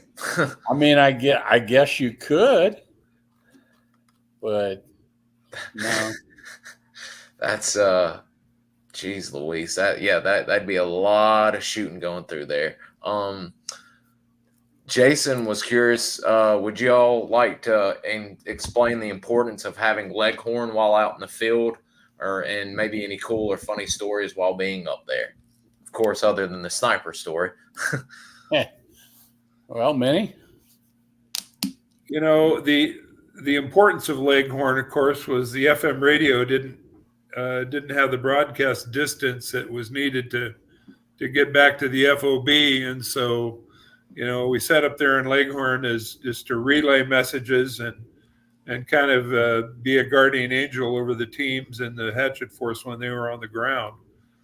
And I remember funny stories. As Terry just was sharing, firing. It seems to me we had a 60 millimeter mortar up there as well as our normal weapons, and we would let go with that every once in a while. And I remember one time a rainstorm had come through, and who had ever been fiddling around with a 60 millimeter mortar had left it upright, and it got some rainwater down the tube. And the next guy that went down there didn't bother to make sure there was no rainwater in the tube, and they dropped around in it, and it kind of made a different sound, and you could actually see it go up in the air, and it came pretty doggone close to landing on guys when that happens. So you got to be careful with those mortars. Man, we also had a 57 millimeter recoilless rifle up there, and we had a lot of Willie Pete rounds for it. And if you were on the wall, the American bunker, the radio bunker would be to your left, and the ammo bunker was behind you. You're looking down into the valley. Well, at night, you could see along that road that was coming from Hotel 9, it followed the creek. And when it got to about 11 o'clock, 10:30, 11 o'clock, in front of you, the river curved and the road crossed the river. And right there in that opening, you could sometimes see the headlights. So we'd fire the 57 down there and mark it. And then there was always planes in the area that wanted to unload stuff. And they were always looking for a chance to blow up some trucks. So that was fun.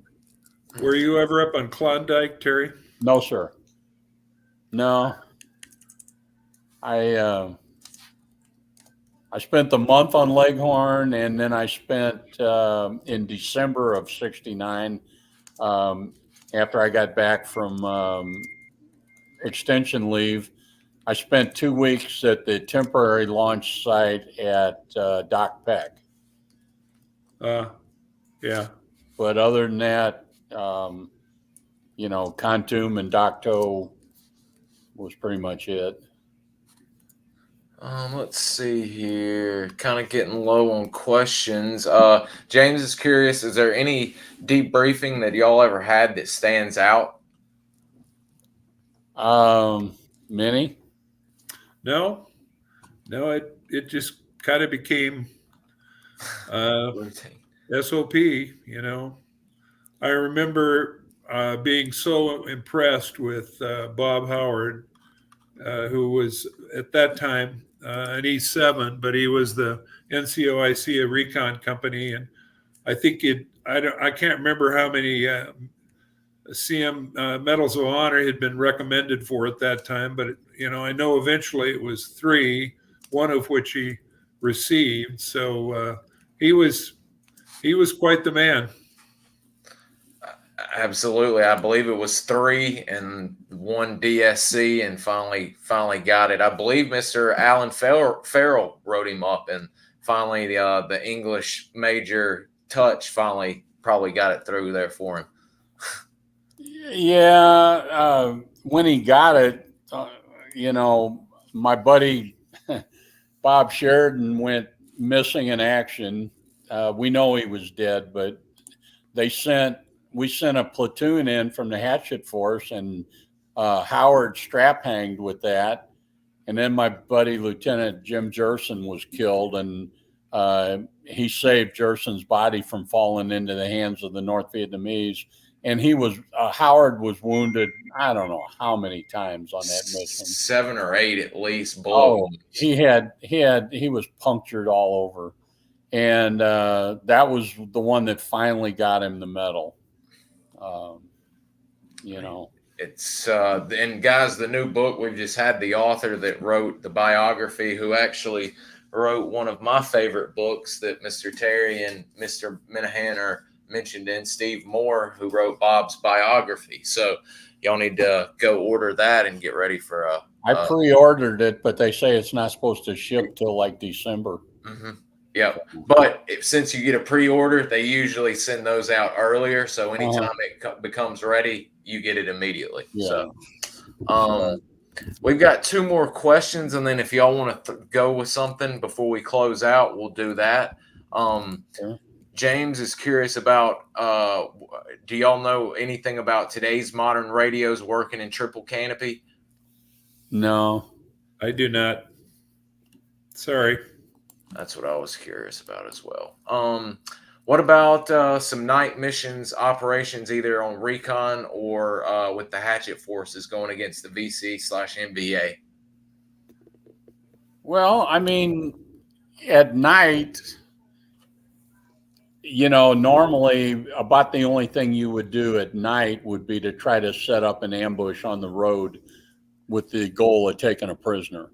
Other than that, you'd be holed up in your RON, and especially in the Hatchet force, by that time, you're probably surrounded anyway, because they know you're there. There's no keeping quiet. Recon teams, they would try to not be found out. So their whole goal was to sneak and peek and not be found, but a lot of times they were too. And of course, we know now that the mole in Saigon had a lot to do with that. But, yeah, you're out there on the ground, and until your mission's over every night on recon teams, as Terry said, you're just trying to find a spot where you could be secure. You put your claymores out, and if you don't want to be near a trail, so you're going to look for a bamboo thicket or some area that you can be as clandestine as possible. I don't remember a mission that we were inserted with the idea of doing anything at night, especially on recon teams. But Hatchet Force was, he had more guys, he had a little more strength and a bigger group. So that may have been but I was not involved in any. Wow. And I mean, really the only ones I can think of that, other than of course being attacked in your RON, which is harrowing to even hear y'all having to pick out a spot and then bed up for the night and no one move and all of that. But Or snore. Would be like maybe one of the Hatchet Force operations that a battle lasted all night, or Operation Ashtray 2 when Plaster and them went after the truck and got a prisoner back out. But other than that, I don't think y'all were specifically trying to get in a mix up with them at night.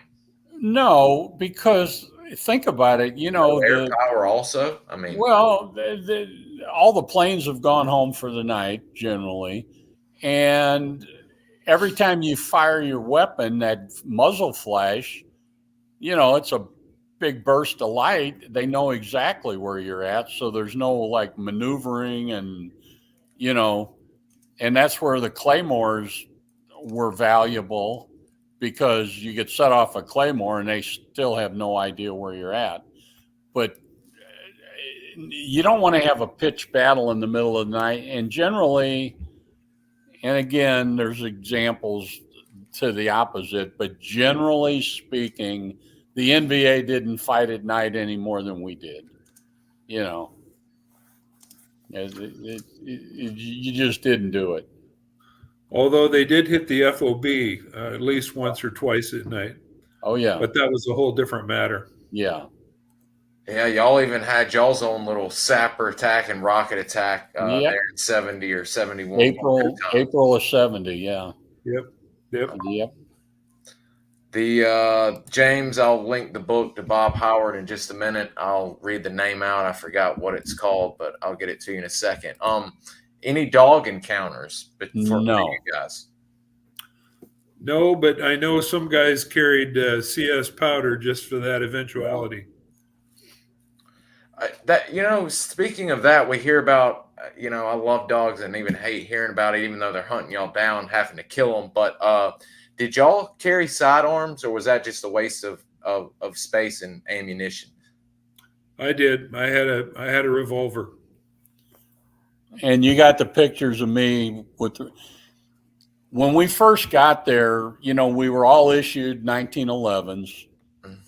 And even though I grew up with guns, it was more rifles than anything. And one of the guys went to town and he bought a shoulder holster, and he was practicing quick draw with a 1911 that was locked and loaded.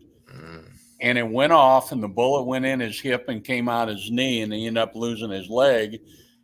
And I said, I don't want no part of that damn 1911.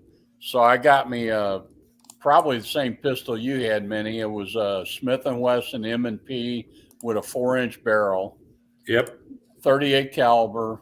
And I didn't even carry that until when I got shot the first time and my rifle jammed. Yep. And it's like, shit, what am I going to do? So from then on, I started carrying that 38, and I carried it right dead in the front, and never had to use it. And then I also carried, and this was for like the Custer's Last Stand scenario, I carried a little Browning 25 automatic in that little pocket that was inside the big cargo pocket on my left leg. Yeah. So if it came down to it, I had 5 or 6 rounds in it. Was that your choice or thought? Is going with the revolver for reliability and no jams or misfires with the 1911 or anything? Yes. Yeah, I can see that. There's a large community of guys that much rather have that revolver, even over the Browning or what have you out in the field. There's like, I'm not taking a chance with a jam with a semi-automatic or an automatic. It's really funny though, because in today's world and for years, I carry a 1911, you know, but I'm a lot more comfortable with it than I was back then. Because But the only time I ever got to fire the around on the 1911, ground either. yeah, the only time I got to carry a 1911 or use it was in weapons training, and you didn't get to fire but one or two clips, and I don't know. What about the M79? Were y'all M79 guys? Oh yeah. You know, I love the M79, but we had yards that, you know, that carried them and were pretty good with them. But yeah, those are great weapons. I mean, some of the yard. I understand later, you know, they actually had an M79 type of housing mounted underneath the M4, and that would have been pretty cool. But that was before. That was way after my time. Yeah, XM 148 and the 203. But then again, I've heard some of the guys, although it would be nice not having to carry the M79 too, but some of the guys said the balance threw them off in the jungle. But you know, everybody's got their own whatchamacallit, their own preference, shall we say? The drawback, the only drawback I can think of on the M79 was if you were firing the HE round, the high explosive round, it had to travel 15 yards before it armed itself. Mm-hmm. Well, when you're in triple canopy jungle, good luck with that. And that's why on my first mission out, when I killed the bad guys and I was firing it almost straight up and come down, so I was firing it like a mortar so that it would have time to do that 15 yards. But yeah, I mean, and then towards, I think it was like the latter or early fall of 69, they actually came out with flechette rounds for the M79. Now you want to talk about you want to talk about shredding some jungle, man, but you don't want to be in front of that thing. The bush hog round. Oh my God. And they had double aught buck rounds for it. Oh yeah. And they had white phosphorus rounds for it. Ooh. So I mean, but which round, how do you decide what to carry in the first place? You know, and I don't know. Attack on August 23rd. Did you see ramp? Well, we all got there after that. When I got there in October, beginning of October or middle of October 68, when I was at FOB 4, and that's where we got the briefing on what SOG was and if you wanted to do it and all that stuff. Mm-hmm. So I spent a couple of nights in one of the rooms that was just full of chunks out of the concrete and holes in the wall. And it was just the spookiest feeling knowing what had happened there 2 months earlier, you know. But, you know, we had our own, like at the FOB at Khartoum, they had a security company. Up at the yard camp, we had a security company. So really, other than every once in a while having to walk the wire at night, you know, like a roving patrol, other than that, security was kind of not our, if you want to say, not our job. Mm-hmm. That's right. We had people to do that. So, yeah. You know. And I mean, a lot of the security, well, not a lot, I should say, but I mean, several of the security company guys were guys that had come from Recon who had run and were done and ready to call it quits. So you were in capable hands. Yeah, I mean, As far as when the sappers all came in through the sewage ditch in April of 70, I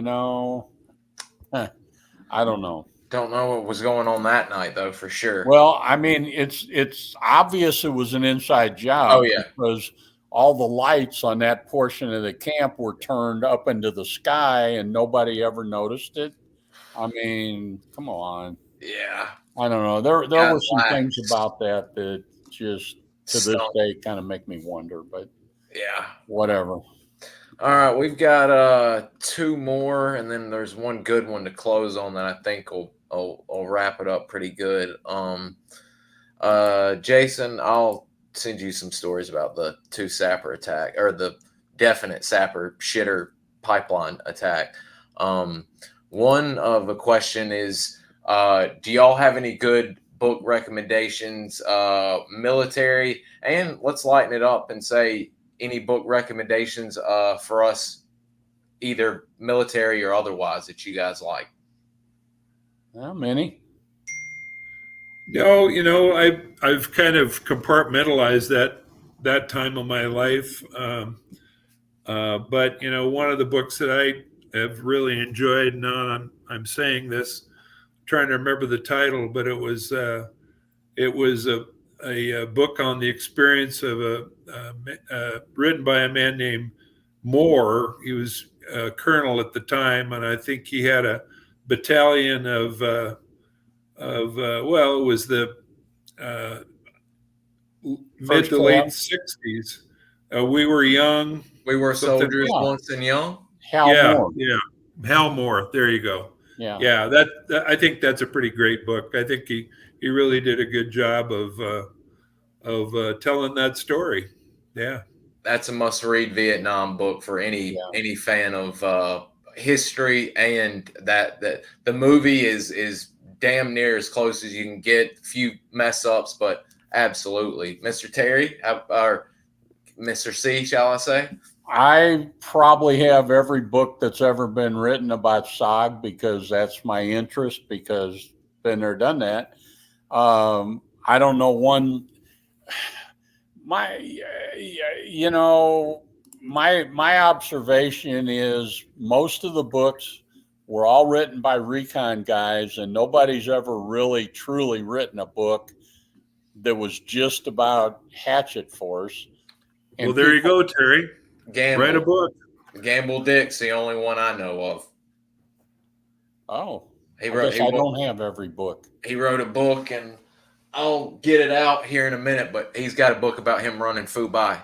But people ask me, well, why don't you write the book? There you go. Because my memory is not, when we do these podcasts, somebody says something and that triggers a memory or a story. But to sit down and try to write a book, that's tough. There's big gaps. Like I can tell you each mission I was on from October through when I got March, I came back in April, May. But like say from June until September, there's a gap in my memory that I know I was on missions frequently, but I couldn't tell you anything about them. And then later on, so there's, and I can't sit down and give you a blow by blow that at 1710 we did this and that. I can't do that. So I'm content to tell the stories here. I was about to say, we're basically writing your biography here. Yeah. And this perception probably partly based on the fact that all the books were written by Recon guys. Mm-hmm. It gives the impression that Hatchet Force didn't really do anything when we all know that ain't true. Yeah. And it's kind of a sore spot with me, but it is what it is. I mean, we all had jobs to do. We all did our jobs. I've heard several people say, well, I didn't really do anything to speak of, blah, blah, blah. Just serving. I'm sorry, but just going across the fence. You deserve a Bronze Star for doing that, in my opinion. there's only maybe 400 guys in the world that ever did what we did. That speaks for itself, Without question. Yeah. And Without so question. there's no apologies. There's no guilt feelings that I didn't do enough. Just volunteering for this thing and going over there and doing whatever you did. Yeah. There's probably not more than a handful of recon teams that ever went out and came back without ever being in contact. I know I never, in Hatchet Force, never went on a mission where we didn't make contact because they knew we were coming. Oh, yeah. And you can't keep 105 guys quiet and sneaking through the bush like you can with a recon team. So, but we all had jobs to do. We all did them to the best of our ability. And now we're here to tell the story. So, I've been saving this one, and Jason always knows the best way to close out a show. We're here. We just passed the 2-hour mark. And Mr. Terry, I want to thank you for sitting with us today. But this is a good one.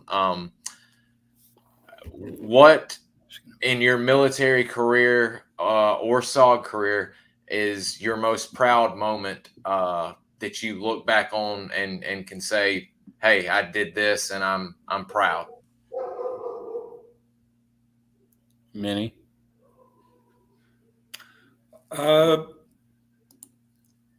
war was not terribly popular when we were there and we came back. I would just say that I'm proud of the fact that I served. Mm-hmm. I served my country. I served with an amazing group of men because women weren't where we were, and the camaraderie that we shared, the experiences that we shared.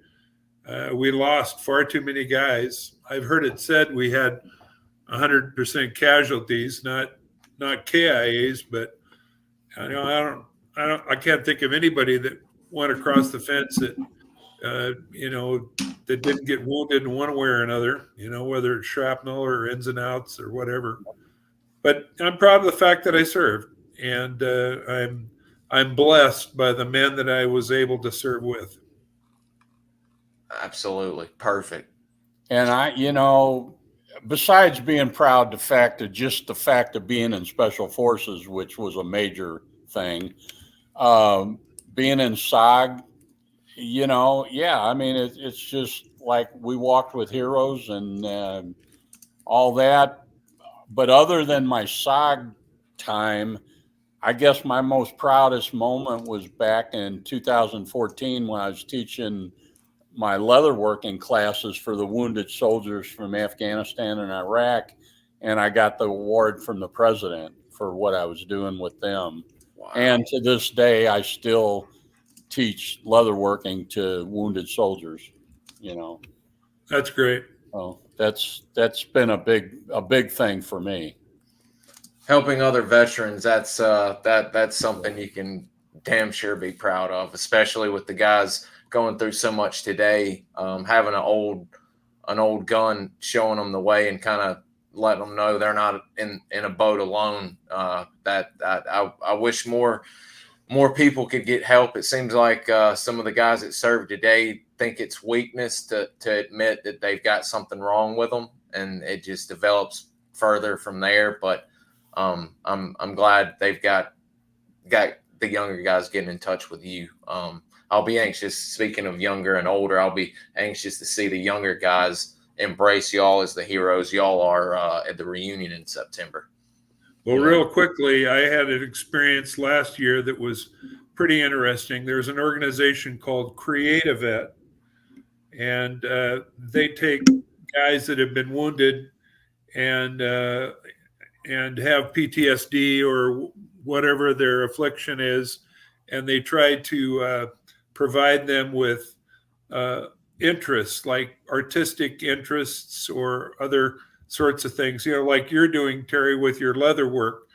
And I was invited to go down to Park City, Utah to a creative vet function, and there was guys from Afghanistan and Iraq, and they brought in songwriters from Nashville, and they listened to our stories and wrote songs about them and performed them. They had an archery range. They had painting. They had all kinds of different things that would interest guys that, could get their mind off of their combat experiences and what happened to them. And I thought it was just a real, it was a real blessing to be there. Unfortunately, I came down with COVID when I was there, but it was, if you got to be in the hospital, be in the hospital in Park City, Utah. It's an amazing hospital. But anyway, Creative Vet's a great organization that I think should be supported by all vets.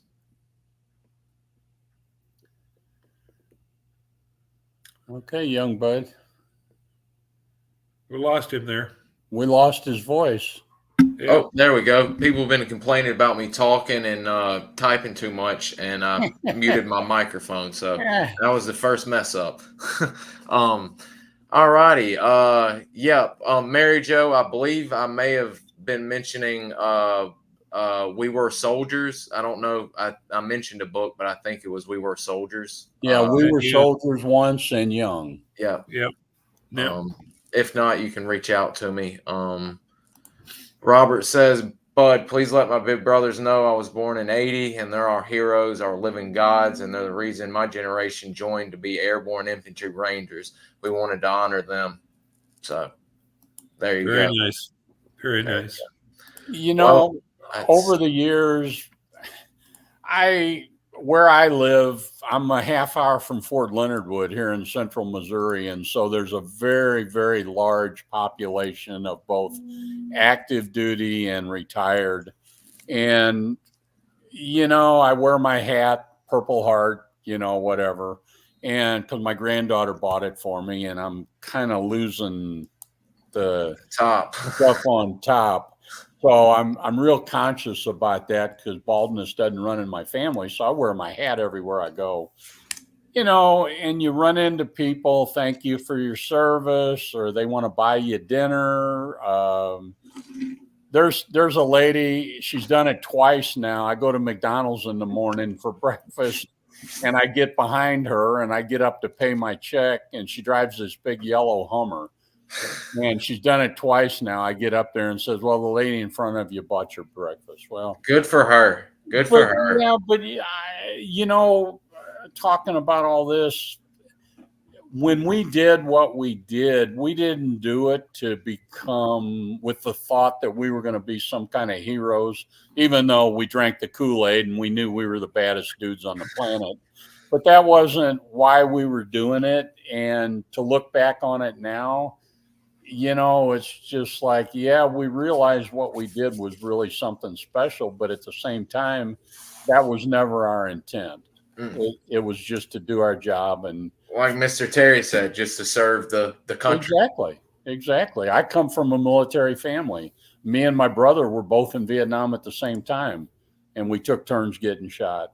So, just want to thank you. It's been a pleasure being with you, and we want to thank both of you. I've been trying to bring up the thank you, so we appreciate both of y'all's time, and I'll stay in touch with both of y'all, and maybe if things line up, we can do something either in September at the reunion or maybe before. We'll just see what happens. I'm working on that. Okie dokie. And when we get back from Fort Campbell, I'm sure we're going to have some stories because there's going to be, if everybody's able to make it right now, I think we're going to have 6 guys who were all at CCC, overlapping time periods. And then there's a couple of guys. Well, the Troll will be there. Vernon Ward, myself, John, Terry, Dink Jordan. Don't even say the others. I won't. So, yeah. So we ought to have some good stories when we get back. I'm looking forward to it. Yeah. Damn sure looking forward to it. All righty, gentlemen. I got to feed the puppies and get them some antibiotics, but Terry, Mr. C, I'll be getting in touch with you over the weekend because I've got to get some stuff straight for the reunion paperwork stuff. Gotcha. Okay. I'll be in touch. And Mr. Okay. Terry Minihan, thank you so much for joining us today. It means a lot. My pleasure. Take care. Well, see Yes. you, buddy. All right, Stay man. healthy.